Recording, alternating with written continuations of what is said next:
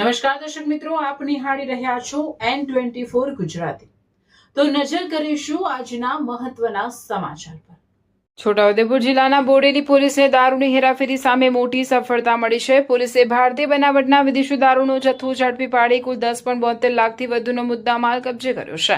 Police મહાનિરીક્ષક Sandipsinh, police અધિક્ષક IG Sheikh અને મદદનીશ પોલીસ અધિક્ષક હર્ષ શર્માના માર્ગદર્શન હેઠળ બોડેલી પોલીસ દ્વારા પ્રોહિબિશન વિરોધી અભિયાન દરમિયાન કાર્યવાહી હાથ ધરવામાં આવી હતી। બોડેલી પોલીસ સ્ટેશનના પીઆઈ પીએસ બરંડાના માર્ગદર્શન હેઠળ સર્વેલન્સ સ્ટાફને બાતમી મળી હતી કે GJ06RD 1966 નંબરની મારુતિ સુઝુકી કારમાં છોટાઉદેપુરથી વડોદરા તરફ ભારતીય બનાવટનો વિદેશી દારૂ લઈ જવાઈ રહ્યો છે।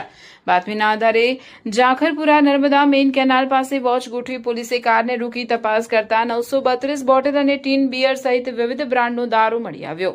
પોલીસે દારૂની કિંમત 2.52 લાખ, કાર 8 લાખ અને 3 મોબાઈલ ફોન સહિત 10,72,760નો મુદ્દામાલ કબજે કર્યો છે।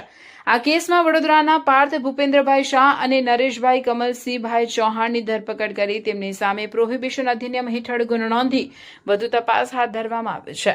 બોડેલી પોલીસની આ સફળ કાર્યવાહીએ દારૂની હેરાફેરી કરતા તત્વોમાં ચકચાર મચાવી છે। પોલીસે જણાવ્યું છે કે જિલ્લામાં પ્રોહિબિશન સંબંધિત ગુનાઓ સામે આવી જ કડક કાર્યવાહી આગળ પણ ચાલુ રહેશે।